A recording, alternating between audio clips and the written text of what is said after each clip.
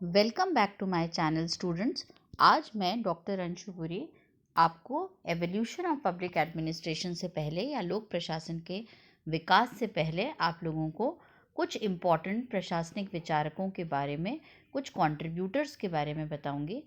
कुछ पहले वीडियोस में मैंने आपको कई सारे कंट्रीब्यूटर्स के बारे में बताया है, क्योंकि एवोल्यूशन पढ़ने के टाइम पर आपको इनके बारे में पता होना ज़रूरी है कि किसने कौन से प्रिंसिपल्स के बारे में बात करी है, किसने कौन सा पब्लिक एडमिनिस्ट्रेशन में या लोक प्रशासन में कौन सा सिस्टम या कौन से प्रिंसिपल्स या कौन से विचार जो हैं वो रखे हैं या प्रपाउंड करे हैं। तो अब हम इस welcome back to my channels और हम इस वीडियो को आगे बढ़ाते हुए आज हम लूथर, गुलिक और उर्विक के बारे में पढ़ चुके हैं। इनके बारे में हमने पहले भी पढ़ा था जब आप लोगों को मैंने लोक प्रशासन का स्कोप पढ़ाया था या उनका पॉइंट ऑफ व्यू या दृष्टिकोण या क्षेत्र पढ़ाया था। तब मैंने आपको post COP point of view बताया था। तो आगे बढ़ते हैं। सबसे पहले हमने वुड्रो विल्सन की बात करी। वुड्रो विल्सन को फादर ऑफ पब्लिक एडमिनिस्ट्रेशन बनाया जाता है, कहा जाता है, क्योंकि इन्होंने सबसे पहले पब्लिक एडमिनिस्ट्रेशन और पॉलिटिकल साइंस को अलग अलग रखकर कहा कि द स्टडी ऑफ एडमिनिस्ट्रेशन जो है एक अलग चीज़ है और हमें इसे देखना चाहिए, इसलिए इन्हें फादर ऑफ पब्लिक एडमिनिस्ट्रेशन कहा जाता है।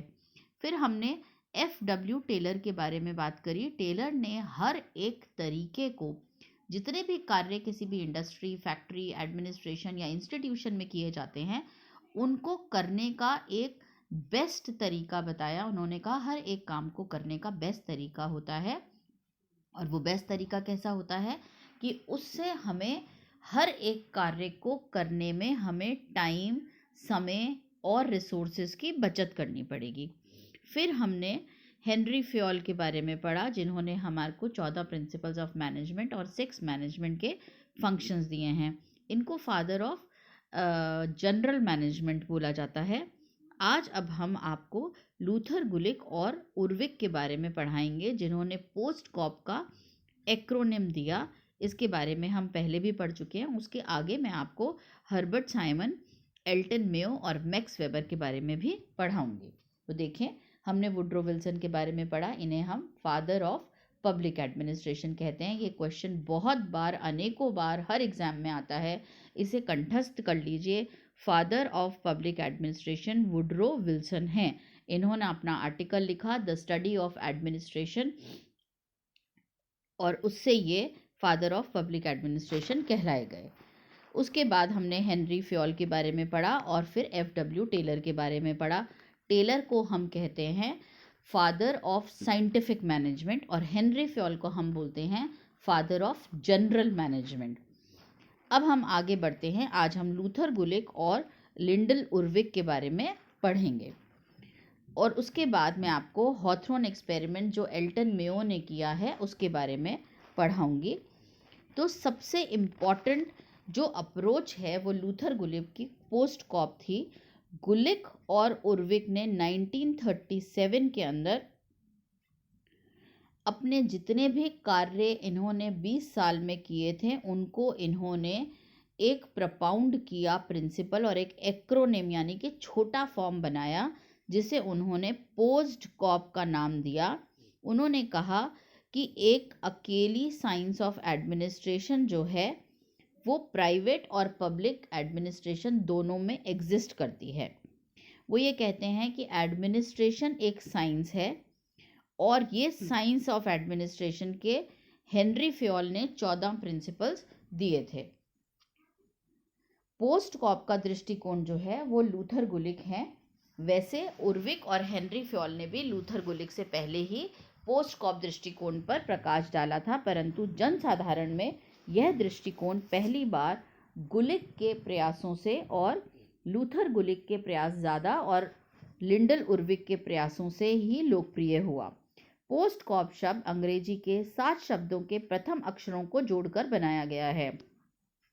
प्रत्येक अक्षर का एक सूचक है और ये तकनीकें हैं।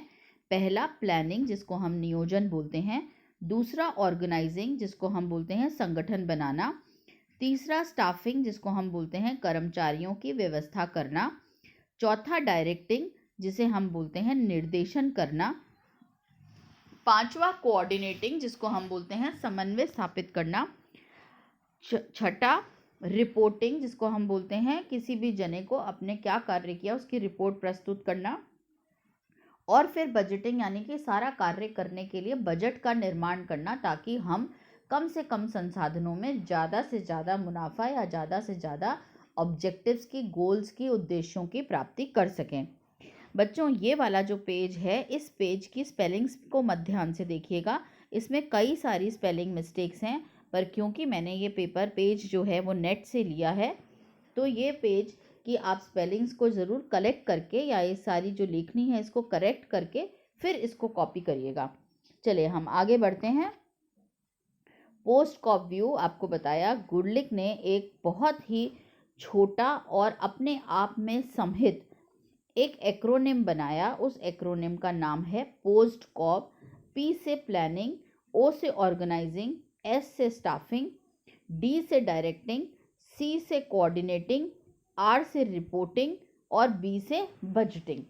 तो इसको आप हमेशा याद रखिएगा। ये अगर ऐसा क्वेश्चन आता है कि पोस्ट कॉप किसने बनाया और ऑप्शन में केवल लूथर गुलिक नहीं लिखा होता और लूथर गुलिक एंड उर्विक लिखा होता है, तो यह भी करेक्ट है।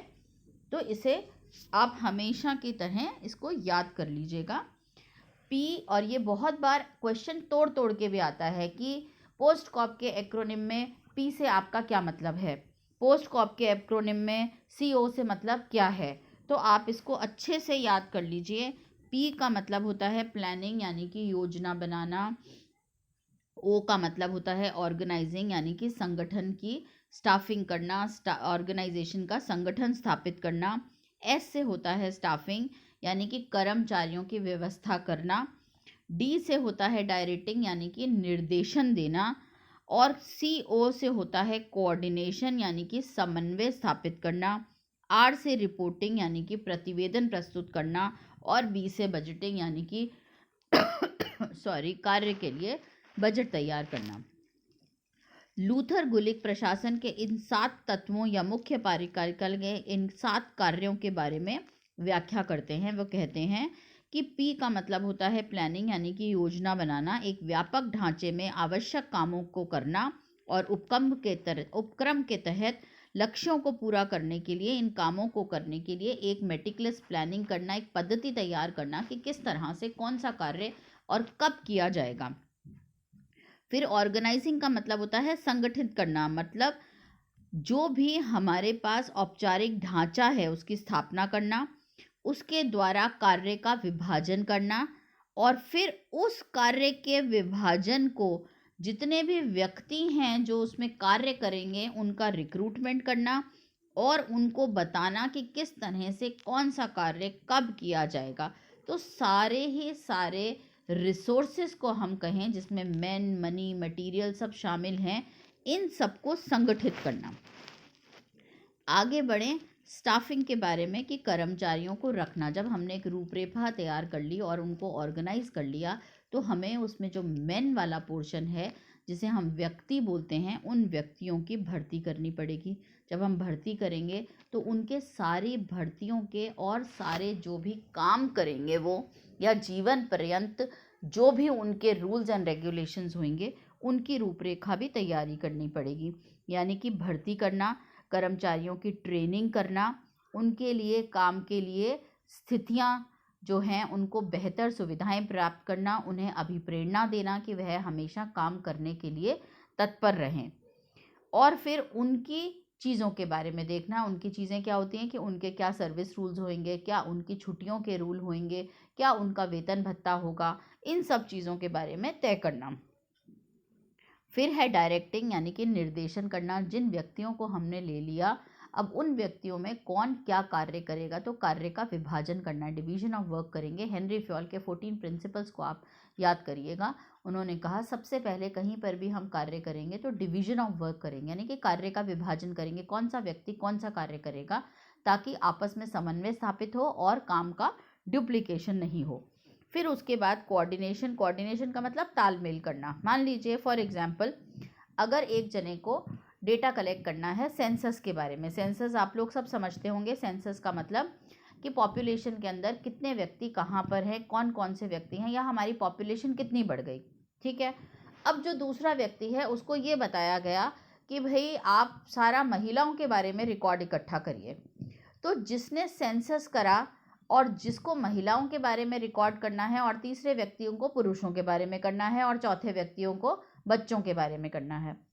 अगर इनका आपस में समन्वय होगा तो ये ऐसा भी कर सकते हैं कि एक व्यक्ति पुरुष सारे के सारे मिलके पॉपुलेशन का रिकॉर्ड कर लें और फिर उसको बाइफरकेट कर लें। बाइफरकेट का मतलब जिसको महिलाओं से रिलेटेड डेटा चाहिए वो वही डेटा इस्तेमाल करे, वापस से नहीं जाए हर एक घर में जाकर पता करना कितनी महिलाएं हैं कितने पुरुष हैं। उसकी जगह ये डेटा कलेक्ट हो गया कि कितने पॉपुलेशन में कितने जने हैं, कितने व्यक्ति हैं कुल टोटल। अब उसको डिवाइड कर लेना कि कितनी महिलाएं हैं। तो महिला वाला व्यक्ति जो है वो महिलाओं से जुड़े हुए जितने भी डेटा या जितने भी वैल्यूज़ हैं उनको देखेगा कि कितनी महिलाएं हैं, किस एज ग्रुप में हैं, कितनी प्रेग्नेंट लेडीज़ हैं, कितने वो हैं। ये सब चीज़ें जो है इनको फिर देखना कि उनमें मोर्टेलिटी रेट क्या है और प्रेगनेंसी रेट क्या है और मरने वालों का रेट क्या है और बीमारी का रेट क्या है। उन सब का पता लगाना समन्वय से फिर बहुत ही आसान हो जाता है। अब आगे चलें तो किसी भी कार्य को करने की जब तक हम रिपोर्ट नहीं देंगे, आप लोगों को सिस्टम्स अप्रोच जब कराया था तो बताया था कि एक सिस्टम में, एक संगठन में, एक ऑर्गेनाइजेशन में, एक फैक्ट्री में इनपुट होता है मैन, मनी और मटेरियल के फॉर्म में, और फिर आउटपुट होता है। आउटपुट हमें कैसे पता चलेगा? जो हमारे उद्देश्यों की प्राप्ति हुई। वो उद्देश्यों की प्राप्ति कैसे पता चलेगी? जब हम एक रिपोर्ट बनाएंगे, एक प्रतिवेदन प्रस्तुत करेंगे कि हमने ये कार्य किया और हमारे को इन उद्देश्यों की प्राप्ति हुई। इससे बाद हम देखेंगे बजटिंग के बारे में, यानी कि जो कोई भी काम हमने किया उसको बजट तैयार करना, उसकी रूपरेखा तैयार करना कि हर काम जो है कम से कम संसाधनों में अधिक से अधिक उद्देश्यों की प्राप्ति के साथ वो हो जाए। तो ये जो था ये सारा का सारा कार्य जो है लूथर उरिक और लिंडल उर्विक के द्वारा किया गया है। ये हमारे यहाँ के बहुत ही कंट्रीब्यूटर, बहुत ही प्रसिद्ध विचारक और कंट्रीब्यूटर हैं गुलिक, लूथर गुलिक। और इसके बाद मैं आप लोगों को मैक्स वेबर की हायरार्की या पद सोपानिक व्यवस्था के बारे में पढ़ाऊंगी। तो आप लोगों ने इस वीडियो को ध्यान से देखा और आप लोगों ने इसको समझा। कृपया करके चैनल्स को सब्सक्राइब करिएगा।